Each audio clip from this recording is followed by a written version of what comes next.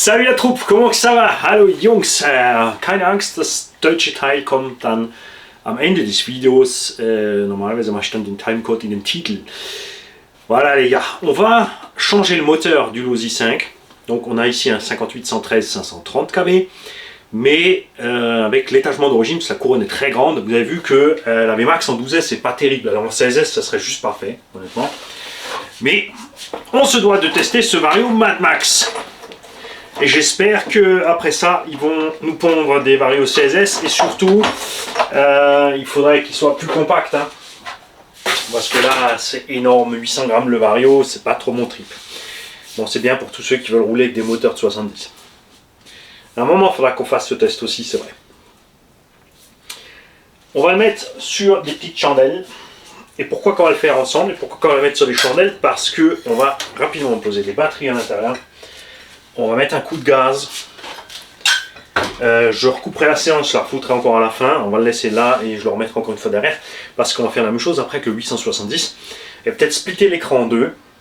Et enfin, voir si on voit quelque chose. Il faut voir si on voit. Peut-être mettre une plus haute à l'arrière. Il y a plus de débattement au tulle. Ouais, c'est mieux. Alors, nous allons prendre donc les batteries qui étaient à bord. Qui sont chargées, cette fois c'est sûr, parce que figurez-vous qu'à l'essai, je suis plus sûr qu'elles étaient chargées. Hein. Et ouais, c'est moche de vieillir. On va les fixer succinctement parce que le gars il a parlé français comme il faut. Eh oui.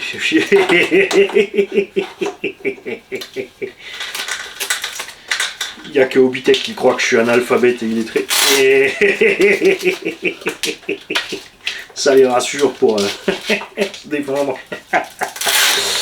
Et c'est pour rire, c'est pour rire. Non, il devrait... bien sûr, parce que je sais très bien que quelqu'un va leur dire.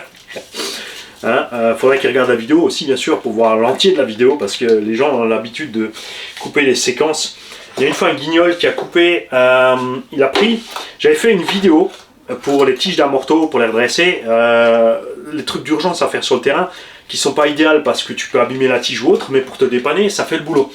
Il a pris juste la copie écran de la tige d'amorto dans la pince, pour aller fourrer ça sur Facebook. Ah, regardez, ce qu'il fait. Pauvre tâche. Bon, c'est pas grave, hein, je vais pas corriger le tir en dessous, parce que je me suis dit, de toute façon, ceux qui sont assez cons pour juste croire une image de ce qu'on a coupé la vidéo, pas aller voir la vidéo, dont le titre était ce qu'il faut pas faire avec tes amortos. Pas terrible, hein, pas terrible. Alors, assez fait les couillons, on démarre là. On démarre là. Ouais, moi l'interrupteur il est sur on tout le temps, alors je vais le couper, je vais le souder. N'importe quoi un switch là-dessus. On a la direction. Tu vois comme il démarre, mais on arrive à crawler avec le bordel.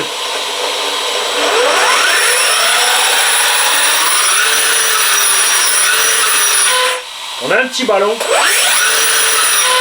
mais pas énorme. Maintenant, il faut faire vite. Donc, on va débrancher ici, directement. On va virer les ventilos. J'ai commandé aussi, c'est en approche, une couronne plus petite. La plus petite que j'ai trouvée, en fait, pour mettre là-dedans. Ce qui nous permettra de faire ce qu'il faut au niveau des étagements. Ah, le bourricot. Je viens de glisser sur les câbles de ventilo et je les ai dénudés parce qu'il y avait un rilsan. Quand je vous le dis que les rilisans c'est jamais le top, parce que là c'est sûr.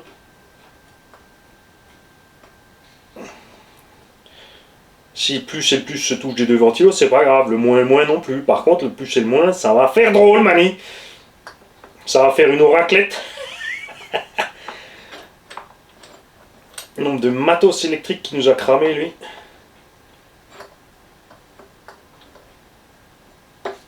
C'est bien. Il faut toujours un mauvais exemple. J'en fais partie. Hein. Détendez-vous. On va réussir à desserrer le pignon moteur, parce qu'il y a un bourrin qui a serré ça. C'est bon. Par contre, il va falloir chauffer, je pense, pour enlever le pignon. On va voir un tout petit peu. Kickette. Et on va aussi débloquer les vis, bien évidemment, de fixation.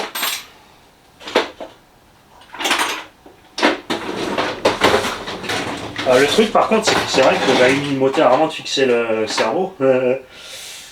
Et que là,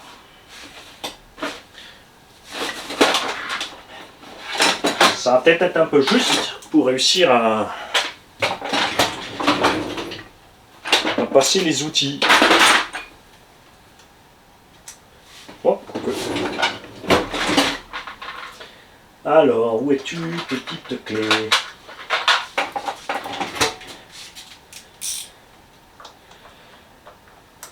Alors, j'ai découvert récemment qu'il existe encore un autre kit pour passer le Losi 5 en brushless. C'est Stupid RC, c'est tonton Koubi qui m'a dit ça, qui fait un kit. Après, c'est de l'alu 60-61, c'est un usinage basique. Enfin, ce que j'ai vu de support X-Max par exemple, mais le rapport qualité-prix est cool. Alors, je sais pas comment il est foutu le kit, on va voir si tonton m'envoie des photos. Parce que le Triton là, je rappelle que c'est pour V1 et ça c'est un V2. Mais vous avez la vidéo comment l'installer, c'est super facile. Je rappelle que le kit est en promo chez les Allemands pour 50 ou 60 euros, quelque chose comme ça. Ah ouais, je vais pas arriver... Annie, tu dors, ton espèce va s'éteindre. Les gars, déjà, ils voient rien, t'as pas préparé, t'as pas les outils dehors. Ça promet. Bon, c'est pas grave, de toute façon, comme j'ai dit que je vais vous faire un montage avec ce que ça donne en 8,70, on va couper la vidéo, parce que là, ça va mettre un petit moment. Je vais peut-être prendre l'autre, fer à souder, tu me diras. Quoique non, là, j'avais essayé la dernière fois, ça marche bien, c'est vrai, avec les deux. On va prendre le fer à souder, plus l'air chaud. Hop. L'avantage de prendre le fer à souder, c'est que tu n'as pas de flamme. Bon là ça va, c'est tout acier alu. C'est pas trop un problème. On va placer ça là, de façon à ce que... faire une petite boucle dans le câble pour que le plat de ma panne reste bien sur mon moteur. Allez! Oh, toi tu cherches les ennuis. On va peut-être prendre une pince.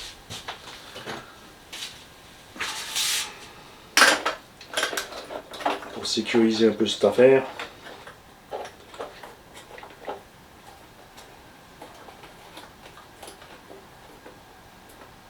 Voilà.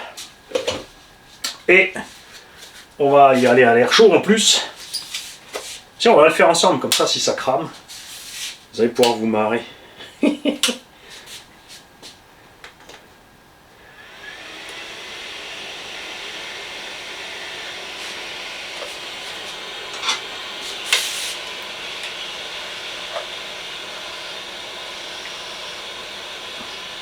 Alors ouais, sur les grosses bécanes comme ça, sur les 1.8, je suis pas trop fan de mettre trop de frein filet. J'en mets un peu sur BTR.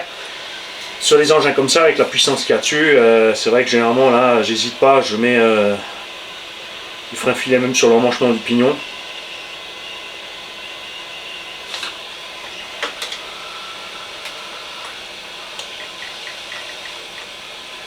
Il bouge pas des masses, hein.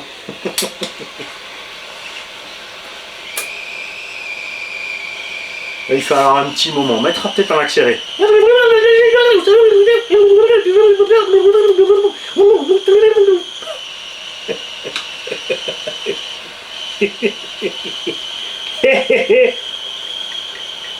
Ah la vache. Bon, je vous reprends tout à l'heure quand c'est fait. Ne vous inquiétez pas, on prendra pas feu. Sinon je rallumerai vite fait la cape, promis. Voilà les kikis, on a monté le 870 kV. En fait ma clé Allen était posée juste à côté, donc ça va. J'aurais pu laisser tourner la caméra. Mais le temps de chauffe et tout le tralala. Après c'est typique, hein, les grosses machines, grosses mécas. Il tu t'approches forcément d'un travail réel sur une grosse bagnole où il te faut toujours de quoi chauffer, taper, couper, etc. si tu dois démonter. Surtout sur un tout-terrain. On a remis donc le même pignon, puisqu'on est à fond ici avec l'étagement. Hein. On est en buté sur le kit Triton, avec la couronne d'origine et le pignon de 14 qui ont fourni. Ok. Alors, les ventilos, de toute évidence, je les ai branchés à l'envers, puisque j'ai aussi refait mes câbles, évidemment, pendant ce temps. Le plus, le moins, ils sont en bas. Ouais.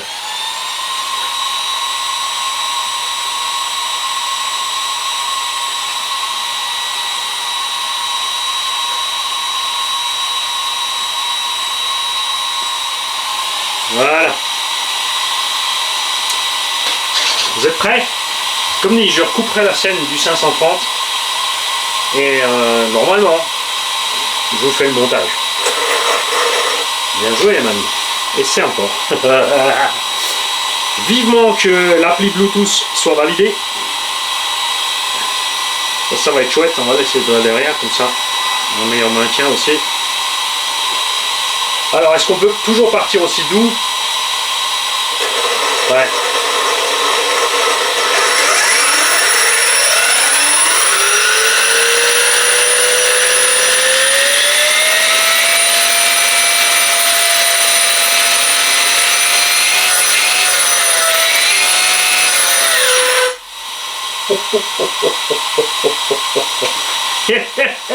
Je crois que ça va donner un peu mieux que le 530 qu'avait avec cet étagement. Le 530 sera probablement bien avec la petite couronne et un pignon de 17, 18, 19 par là. Là on ne devrait pas être dégueu, par contre la console ça va donner. Hein.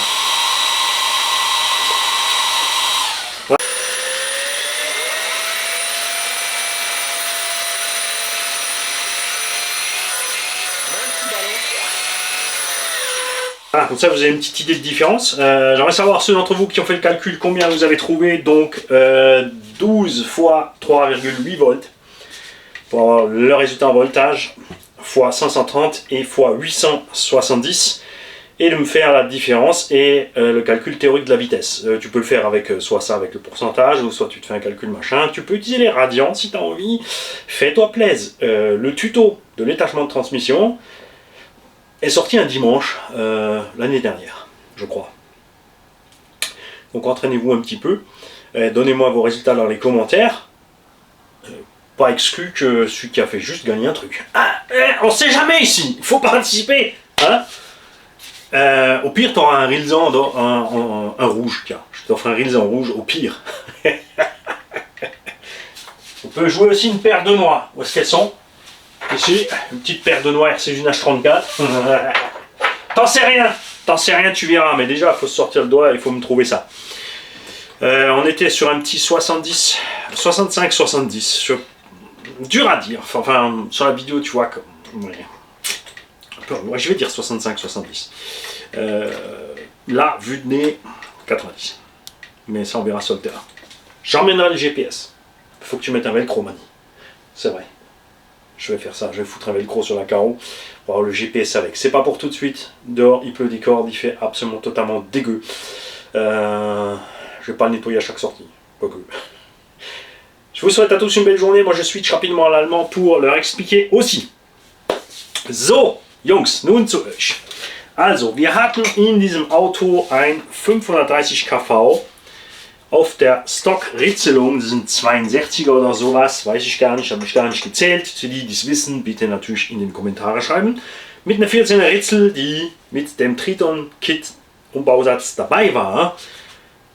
Ich erinnere euch, dass das ein V1-Umbausatz ist und dass der Chassis hier ein V2 ist. Man muss aber nur ein Loch bohren im Chassis, 2 ausfräsen und da ist es drin. Und die vom Kern. Und schon haben wir den Triton V1, weil er spottbillig ist im Moment, die schießen sie raus in einem deutschen Laden für 55 € sowas. Also brauchst du nur einen Roller vom V1 oder V2 und machst einen Umbausalz rein. Wenn du natürlich keine mechanische Bremse willst, wenn du mechanische Bremse nimmst, nimmst du den normalen Umbausatz. Rowan macht ja einen Umbausatz, der geht super in den Original OC5T rein. mit dem Motor hier und Akkus hier vorne. Damit hast du die mechanische Bremse noch. Regler kannst du dann hier verstauen, einfach Receiverbox abschneiden, Regler runterschrauben auf das Flachteil, das übrig bleibt. Zum Beispiel die 2 Akkus vorne verbauen, Motor hier. Geht auch super. Ich mag es einfach so, weil so kann ich egal was für Lipos reinmachen. Wir sind jetzt in 12S, weil wir den Med-Komponent-Regler probieren müssen, wollen. Und ist aber so cool, weil ich kann hier 16 oder 18S reinbauen, wie ich will. Wie Lust und Laune. Das machen wir später dann. Also, wir hatten 530 kV für die erste Probe, um mal zu sehen, das Auto fuhr dank dem Regler selbst ohne Sensor super, super sanft an. Hervorragend. Ist sehr angenehm am Gas, Bremse, rückwärts, als sehr reaktiv, bisschen mehr wie Kessel. Also das heißt für mich ein bisschen besser als Hobbywing. Also bevor die G2 mit Sensor rauskam und der Sensor natürlich dran ist. Wenn der Sensor dran ist, sind wir auf demselben Punkt, ist klar. Aber ich meine jetzt sensorlos, wirklich super toll. Wir haben jetzt umgebaut auf 870 kV mit dem Motor von derselben Größe. Der bringt ungefähr 8000 Watt konstant, das sind 12-13 PS, das Auto ist 17 Kilo schwer, 17, sagen wir locker 18 sogar, mit den riesen Schlappen hier, sorry, den 2 riesen Schlappen von 10er Heil und den riesen 800 Gramm Regler. Danach machen wir wieder wahrscheinlich den Motor rein mit 16S. Der Regler ist dann 300 Gramm weniger und die Lipos sind auch leichter. Und also es kommt davon, wenn wir natürlich zufrieden sind mit den riesen 10 HL Batterien hier, lassen wir mal gerade so wie er ist. Ich lasse dich mal rechnen. 530 kV mal 3,8 mal 12. Machst 3,8 mal 12, dann mal 530 und dann machst du selber mit den 870er. Wir haben hier 340 kV mehr pro Volt und wir sind ungefähr bei 7, also sagen wir mal grob 60 Volt. Gehen wir auf die 60 Volt Basis raus. Ne, 12 ist man, ist 48 Volt. Du bist wie immer wieder bei 16. Also 12 mal 4 gibt 48 und dann nimmst du noch ein paar verquetschte weg. 0,2 mal 12 weniger sind ein Fünftel. Sagen wir 46.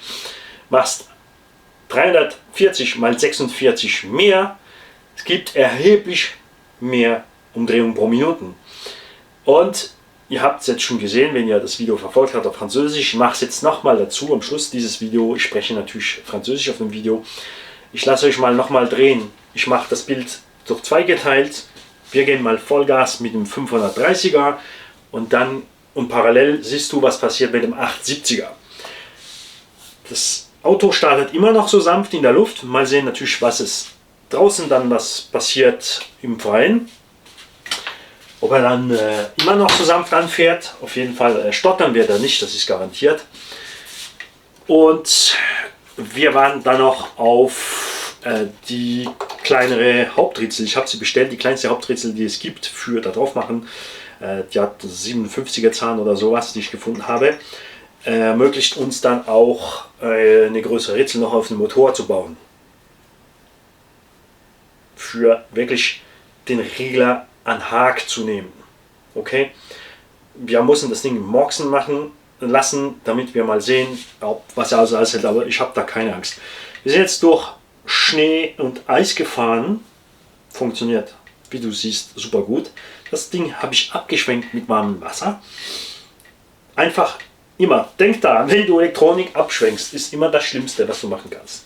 Vermeide es. Wenn du es machst, ist es sehr wichtig, das Ding danach natürlich zu trocknen, so schnell wie möglich.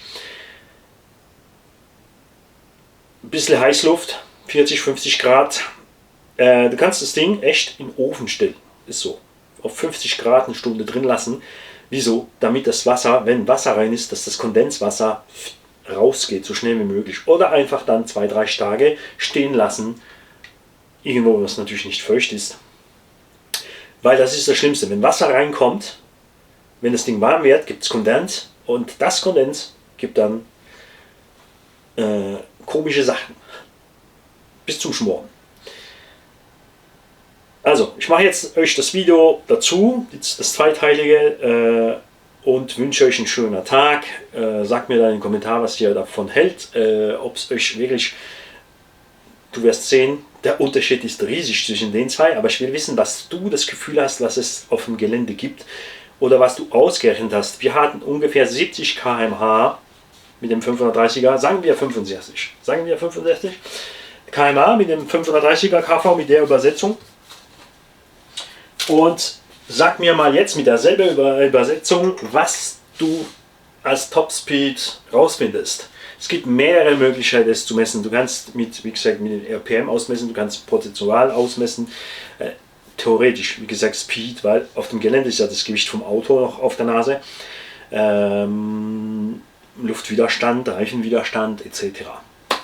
Ich sag, das Ding fährt locker 90er.